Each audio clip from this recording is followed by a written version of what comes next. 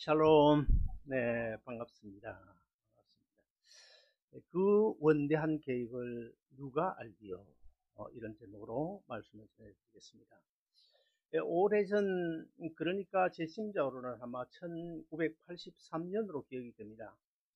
이산가족 찾기 TV 방송 프로그램이 KBS 방송에서 있었는데, 그때 이제 6.25 전쟁통에 참 헤어졌던 참 수많은 그런 형제 자매 부모들이 수십 년이 지난 뒤에 서로 만나 상봉을 하는 그런 장면 우리가 다 봤지 않습니까?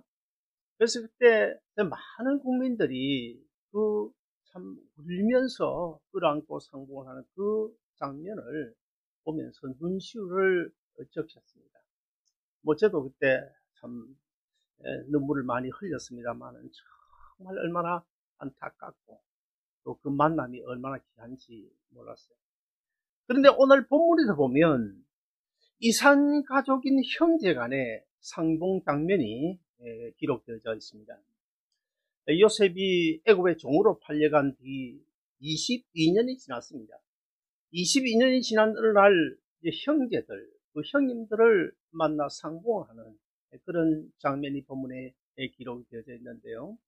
이 요셉과 그 형들의 이 상봉 장면은 사실은 그 전쟁 통해서 어쩔 수 없이 헤어졌다가 만나는 그 이산 가족과는 상봉과는 다릅니다. 전혀 다릅니다. 사실 이 자리가 어떤 자리입니까? 요셉의 입장에서 보면 자기를 종으로 팔아버린 그 원수 같은, 철천지 원수 같은 형님들을 만나서 원수를 갚을 수 있는, 당장이라도 원수를 갚을 수 있는 그런 입장이고, 그리고 요셉의 형들의 입장에서 보면 자기 동생을 종으로 팔아버린, 구덩이 넣어서 죽이려고 하다가 끄집어내서 종으로 팔아버린, 사실 어찌 보면 용서받지 못할 그런 죄인의 입장에서의 만남이다, 그렇게 볼 수 있지 않겠습니까? 앞서 창세기 42장에 보시면 요셉이 그 애굽 바로왕의 꿈을 해석을 해줍니다. 그런데 참 신기하게도 요셉이 해석해준 꿈 그대로 7년 동안 풍년이 왔어요. 그리고 7년이 지나니까 어김없이 흉년이 왔는데, 요셉이 지금 살고 있는 그 애국뿐만 아니고 요셉의 아버지 야곱과 그 형들이 살고 있는 가나안 땅 온 세상에 흉년이 왔는데 다 뭐 꼼짝없이 굶어 죽을 수밖에 없는 그런 처지였습니다. 그럼에도 불구하고 요셉이 총리로 있는 애국은 지난 7년 풍년 동안에 많은 곡식들을 저장해 놓았기 때문에 먹고 남을 수 있는 그런 양들을 가지고 풍족하게 지내고 있었지만은, 그러나 요셉의 형들 그리고 요셉의 아버지가 살고 있는 그 가나안 땅은 극심한 그 기근에 시달릴 수밖에 없었습니다. 그래서 어느 날 이제 그 애굽의 양식이 풍족하다 그 이야기를 듣고는 요셉의 형들이 양식을 찾아 나서죠. 양식을 찾아 나서는 드디어 어떻게 해요? 흉년과 애굽이라고 하는 그 외나무 다리에서 자기들이 팔아버린 그 동생 요셉과 만나게 되는 그런 장면이 오늘 본문에 기록이 되어져 있습니다.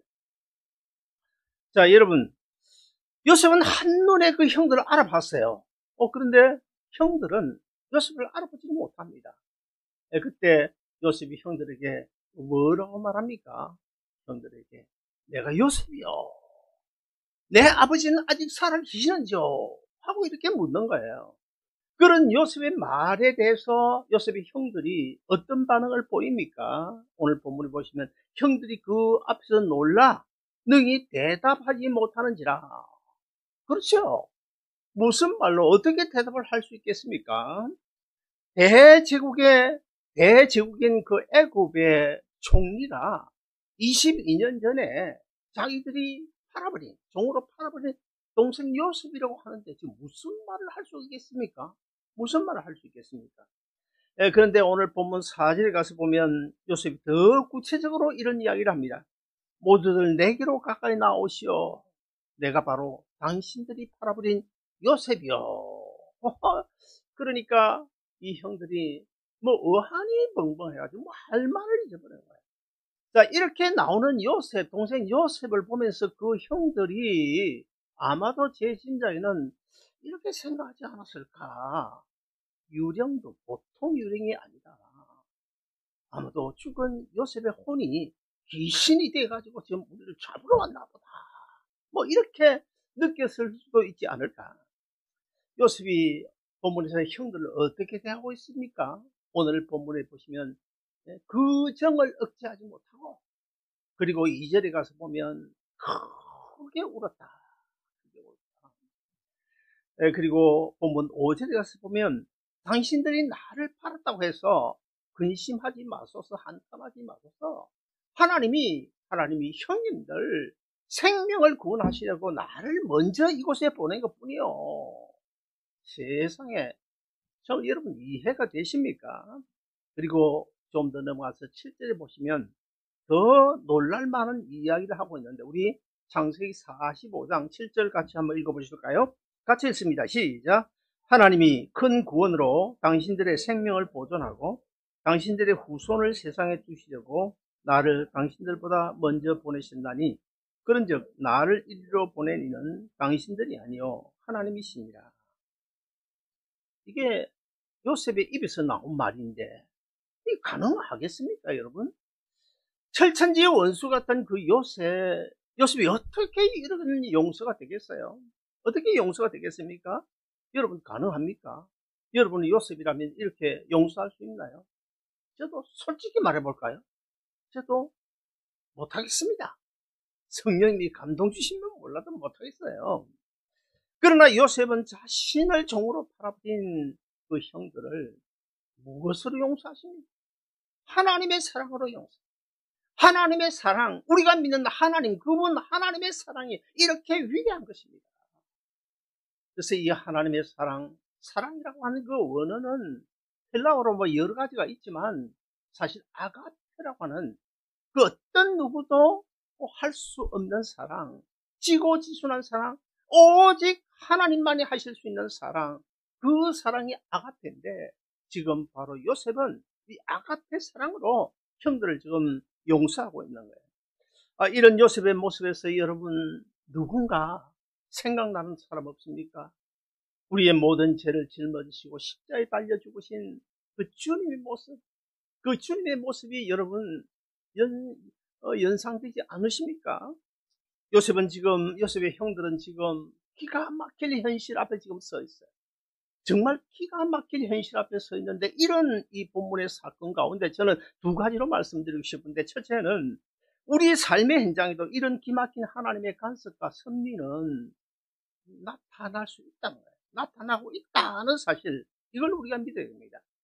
요즘엔 제가 TV 드라마를 보지 않습니다. 그건 한 몇 년 넘은 것 같아요. 아예 드라마 안 봅니다.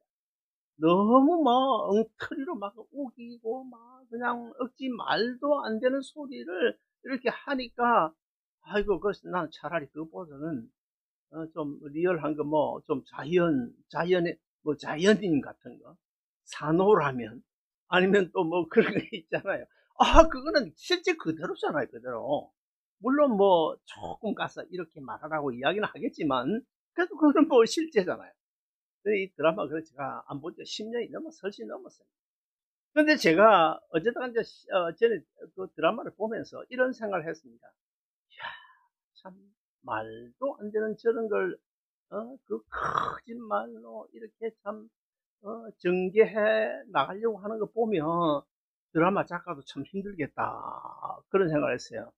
뭐 저는 매 일주일에 뭐 설교 2편 쓰는 것도 힘든데 저런 말도 안 되는 소리를, 근데 그것도 자세히 보면요, 희한하게 이렇게 맞추고 저렇게 맞추고 다 넘어가는데, 그 전개해 나가는 것을 보면 대단하다.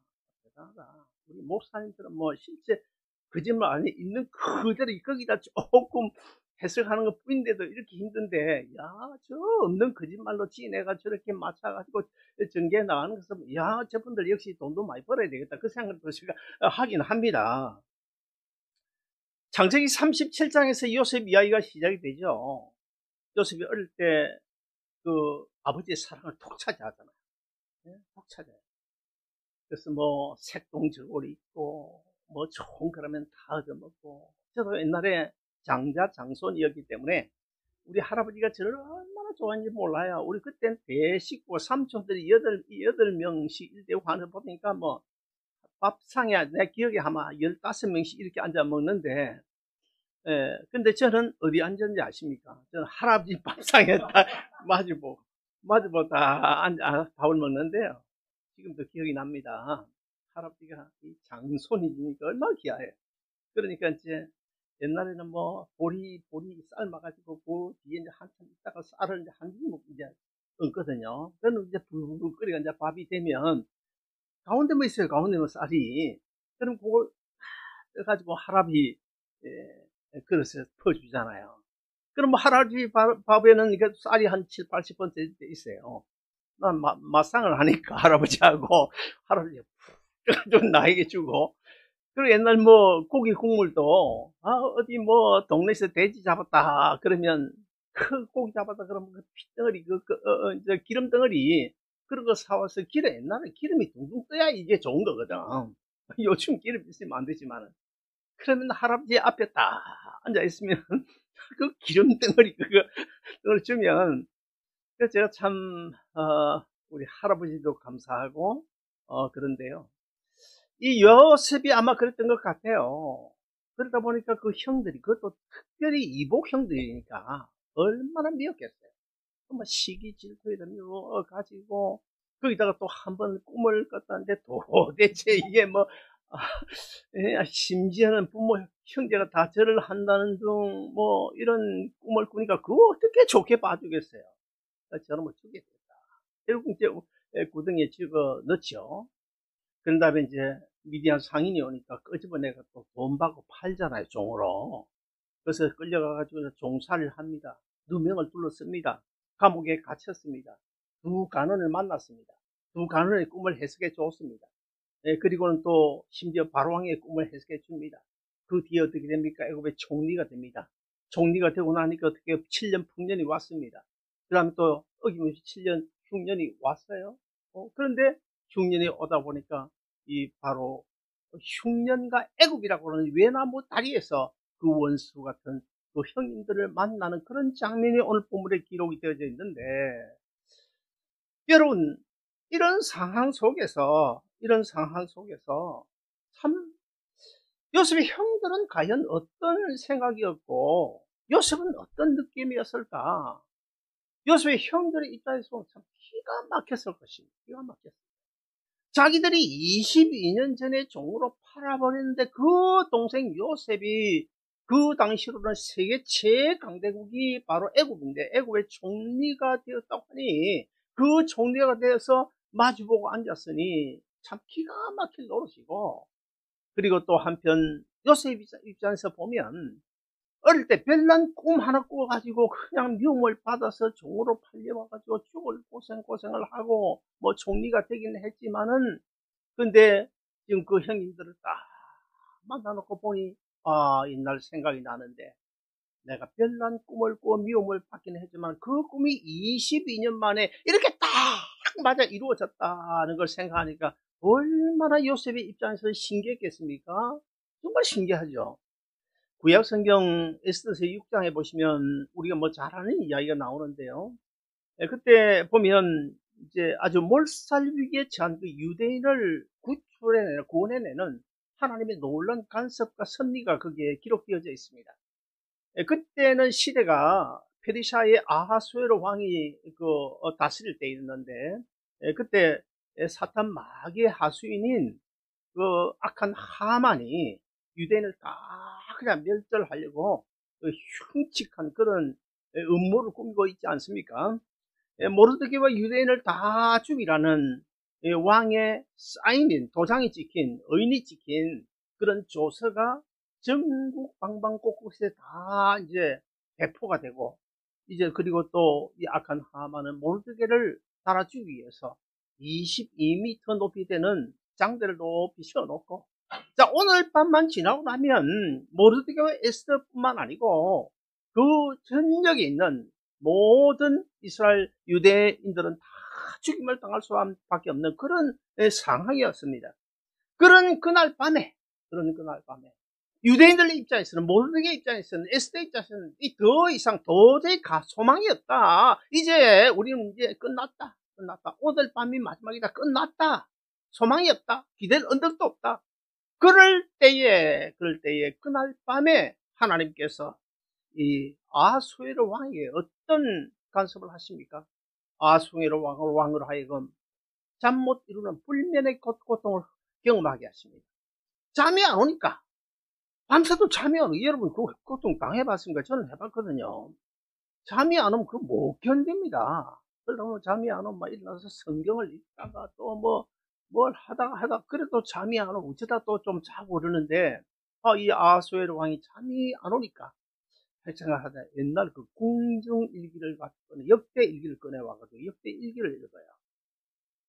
역대일기를 읽는데 딱 한 사건이, 잊어버리고 있던 한 사건이 탁 눈에 들어오는데 보니까 5년 전에 영모 사건이 있었는데, 그 영모 사건이 그대로 일어났다면 자기는 죽을 수밖에 없었는데, 왕이었던 자기를 죽이려고 하는 영모 사건이 있었는데, 그때 궁중 문직이었던 이 지금 본문에 나오는 이 모르드게가 그 사실을 미리 알고 왕에게 고발을 해가지고 그 영모 사건이 마무리가 되었어요.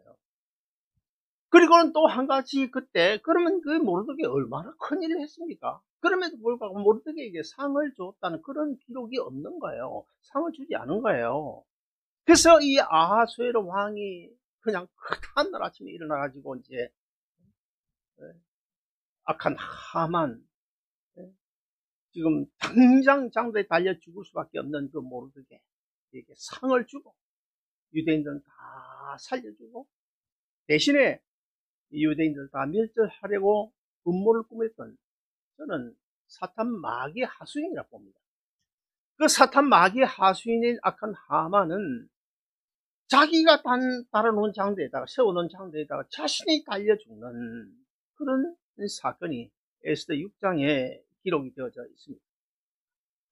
자, 여러분, 이런 대역전 그걸 펼쳐나가시는 우리 하나님의 그 놀라운 능력과 간섭과 섭리는 그때뿐만 아니고 지금 이 순간에도 일어나고 있다는 사실, 여러분 믿으십니까? 믿어야 됩니다. 그런 하나님을 우리는 지금 믿고 있어요. 그런 하나님의 역사는 지금도 계속해서 일어나고 있고, 질병이 고쳐지는 그런 기적도 사실 미국이나 한국이나 유럽이나 일본은 의학이 발달된 곳에서는 잘 일어나지 않습니다. 왜냐하면 사람들이 하나님을 의지하지 않고 의학을 의지하기 때문에 잘 안 일어나지만은, 우리 선배나 아는 선교사님들 아프리카나 인도네시아 어디가 오지에 가가지고 기도하면 낫는데요. 기도하면 기적이 일어난대요. 왜 그렇습니까? 그 사람들은 의지할 데가 없거든. 약이고 뭐고 기댈 데가 없는데, 기도하면 난다 하니까 믿는 거예요. 기도하면 난다, 믿는 거예요.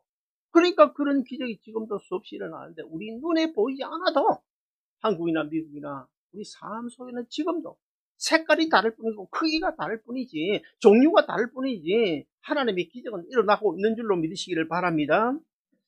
우리가 인생을 살다 보면 여의치 않은 그런 어려운 문제 때문에 참 너무 밤잠을 설치고 이 일을 어떻게 해야 되나 고민하고 참 절망할 때가 있죠.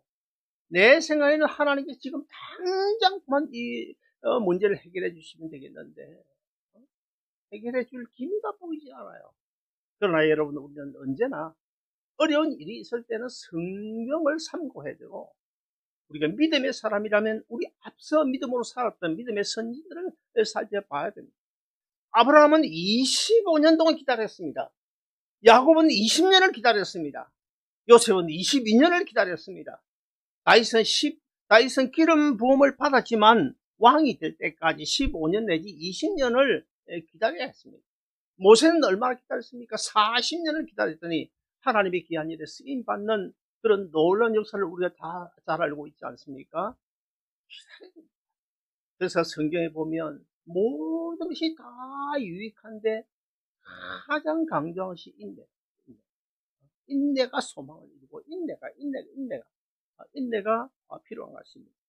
사랑하는 여러분, 그래서 우리가 5년, 10년 세월이 얼마가 지나더라도 오늘 본문에서 내 인생이 요셉이 당당했던 그 자리가 될지 누가 압니까? 아무도 모르잖아요. 그렇게 가다 보면 그런 자리가 옵니다. 저도 꼭 그들 믿음의 선진들처럼 이야기를 하자면 14년입니다. 제가 얼마나 힘들게 고통스러운지 사는지 몰라요. 물론 하나님의 뜻 가운데 하나님의 계획 가운데 있었어요. 왜냐하면 내가 자꾸만 목사 안 들러 엉뚱한 길로 가니까 14년을 하나님께서 저를 그냥 끌고 다니다시피 했습니다. 여러분 쉬운 일입니까? 한국에 내가 지난번에도 이야기했지만 종업원 450명을 거느린 그 당시에 지금도 아니고 비즈니스를 하던 사람인데 한 달에 1억 5천 내지 2억 원의 광고비를 주고 TV 광고를 하던 사람인데 미국에 가가지고 거지같이 살면서 미국 그 이국인들 외국인들 그 병기 닦아주고 그런 일이 쉬운 일입니까? 어떤 때는 냉장고에 김치가 없었어요. 참 부끄러운 이야기지만 김치가 없을 정도였습니다. 그러나 기다리고 참고 참았더니 하나님께서 모든 것을 회복시켰어요. 모든 것을 회복시켰어요. 참 한국에 며칠 전에도 제가 보니까 이건 위로가 아니고요. 보니까 65세 넘은 시니어들이 그냥 마음껏 자유롭게 쓸 수 있는 돈 3천만 원 이상 가진 사람이 절반도 안 되더라고요. 12%가 1,000만 원도 없더라고요. 1,000만 원도. 9천만 원 이상 가진 사람이 12%. 한국이 나는 그렇게 잘 사는 것은 아니다. 전체가 다 그걸로 잘 살아야 되는데 결코 잘 사는 것은 아니다. 그런 의미에서 볼 때 전 하나님 앞에 정말 땡큐입니다. 얼마나 감사한지 모르겠어요. 목회도 참 돈 많은 사람, 서울대학 나오고 유수한 대학 졸업한 사람, 또 개척을 하려면 가족이 많아야 되는데 가족도 많은 사람가 있었지만은 난 아무것도 없습니다. 그런데도 불구하고 내가 계속 우리 교회는 자꾸만 부흥하고 그렇게 대단한 사람들, 영어도 잘하고 그런 분들 목회가 안 되는 거예요. 목회가 안 돼요. 어제도 우리가 믿음으로 끝까지 요셉이 어디 한마디 하나님 앞에 불평했습니까? 어디 한 번이라도 형님들을 원망하는 장면 성경을 뒤지고 보세요. 없습니다.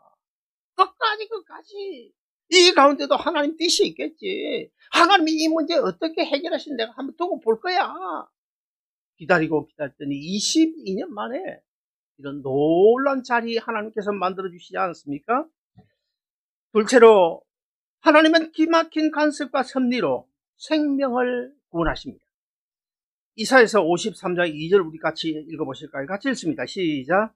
그는 주 앞에서 자라나기를 연한 순 같고 마른 땅에서 나온 줄기 같아서 고운 모양도 없고 풍채도 없은즉 우리의 보기에 흠모할 만한 아름다운 것이 없더라. 무슨 말입니까? 이사야서 53장 2절 이 말씀을 자세히 읽어보면 눈으로 보면 예수님이 하나님의 아들로 보이지 않는다는 거예요. 사실 그렇지 않습니까?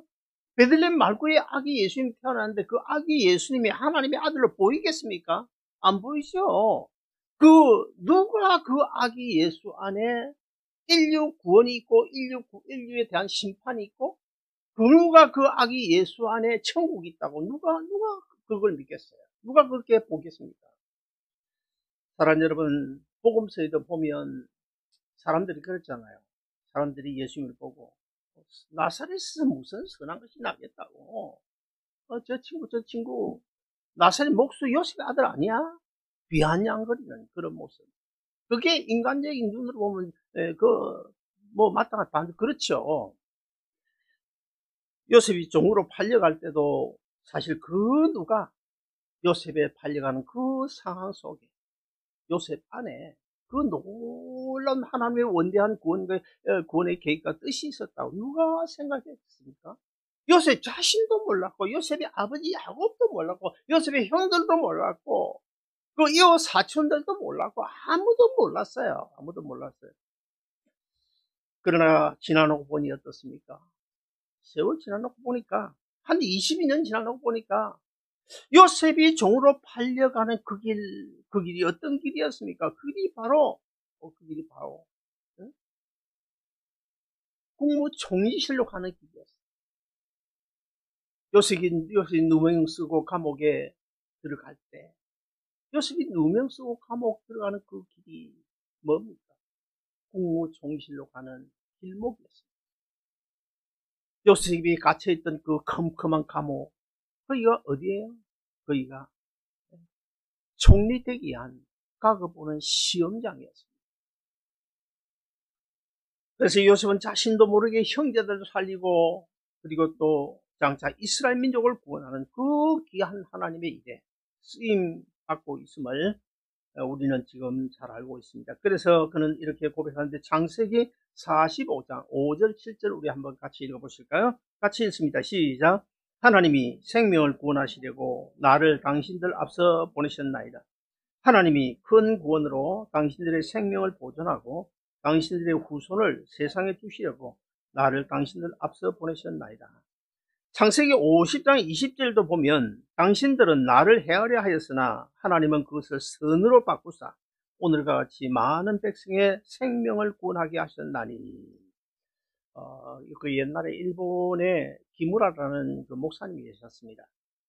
그는 어릴 때부터 아주 못된 짓은 골라 하는 그런 아주 깡패였고 도둑놈이었어요. 어느 날 밤에 도둑질을 하기 위해서 어느 집 그 화장실 그 문을 넘고 들어갔습니다. 들어가서 마침 화장실에 들어갔는데 갑자기 용변이 마주온 거예요. 그래서 이제 변기에 앉았습니다.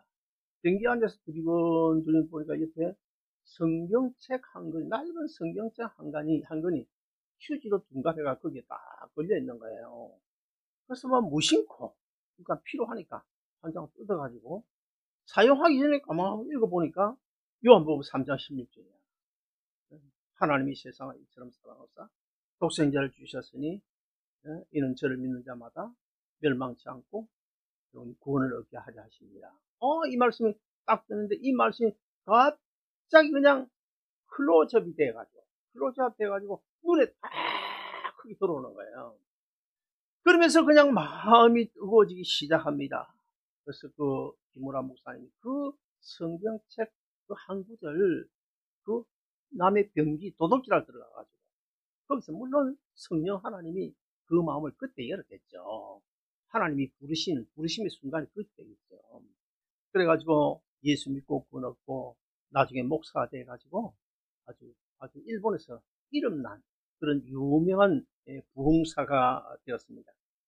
사랑하는 여러분, 하나님은 화장실 휴지로 둔갑한 성경책 이 한 장을 통해서도 천하보다 귀한 한 영혼을 구원하신 일에 사용하신다는 사실을 여러분 믿으시기를 바랍니다. 요셉은 지금 형님들 앞에서 대성통곡을 하고 있어요. 대성통곡을 하고 있습니다. 그 정을 억제하지 못하고 큰 소리로 우니 그 시종들을 다 물리치고 그냥 우는데 그 소리가 어디까지 들렸다고요? 왕궁까지 들렸다. 그렇게 뭐 그냥 대성통곡을 하는데 우리 한번 생각해 보십시오. 요셉이 그러면 대성통곡을 하고 있는 그 통곡의 의미가 무엇일까? 통곡의 의미가 무엇일까?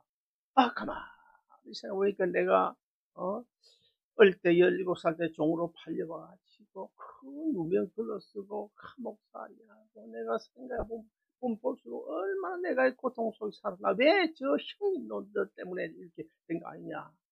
어떤 그런 게 후회스러워서 흘린 눈물일까요? 아니면 지금까지 힘들게 고통스럽게 살아온 이거 생각해 보니 좋은 시절 다 보냈다. 세월이 아깝다. 그것 때문에 울었을까요? 아닙니다. 요셉이 목 놓아 울은 그 눈물, 그 통곡의 의미는 내가 살아온 지난날 그 고통스러운 가정 속에 하나님이 함께 하심으로 하나님께서 내 형제들을 살리시기 위하여 이 애굽 땅에 발을 들여놓기 들어오게 하시기 위해서 장차 내 아버지 야곱의 후손인 이스라엘이라고 하는 큰 민족을 만들어서 우리 주님 세상에 오실 그때까지 구약시대뿐만 아니라 이 신약시대 모든 성도들에게 이 제약세상부터 천국에 가는 그 소망을 가르쳐 주기 위해서 흘린 눈물이다. 저는 그런 눈물이라고 생각합니다. 내가 종으로 팔려갔다 했던 이유가 누명 쓰고 감옥에 가야 했던 이유가 형제들을 애굽에 들여 보내기 위해서인가요? 내가 그렇게 힘들었던 이유가 지금까지 참고 기다렸던 이유가 내 아버지 야곱의 후손들로 하여금 이스라엘이라고 하는 큰 민족을 이루어 가나안 땅에 들여 보내시기 위한 그런 이유 때문인가요? 이제야 알겠습니다. 내 형제들을 구원하시기 위하여 나를 애굽의 종으로 팔려오게 하셨고 애굽의 총리가 되게 하시기 위하여 감옥살이를 하게 하셨군요. 여기까지 인도해 주시고 나를 하나님 당신의 그 놀라운 구원 역사에 쓰여 사용해 주시니 감사하고 또 감사합니다. 우리가 인생을 살다 보면 요셉만큼은 못해도 힘들고 어려운 때 특별히 참 고난의 터널로 누군가가 나를 밀어넣는 듯한 그런 느낌을 받을 때가 있죠. 그러나 우리는 어떤 하나님을 믿습니까? 사자의 입을 봉하신 하나님을 믿습니다. 애굽 군대의 병거의 바퀴를 벗기신 하나님을 믿습니다. 아람 군사들의 눈을 감기신 하나님을 믿습니다. 태양을 기본 걸작에 머무르게 하시던 하나님, 달을 아얄론 골짜기에 머무르게 하시던 하나님, 그분 하나님을 믿습니다. 그러므로 우리는 기다려야 됩니다. 참고 기다려야 됩니다. 믿음으로 기다려야 됩니다. 그렇습니다. 그 고난스러운 문제 가운데 나를 향하신 하나님의 뜻과 하나님의 계획이 있는 줄 믿으시고 여기 이 문제는 과연 하나님께서 어떻게 간섭하시고 어떻게 섭리하실까?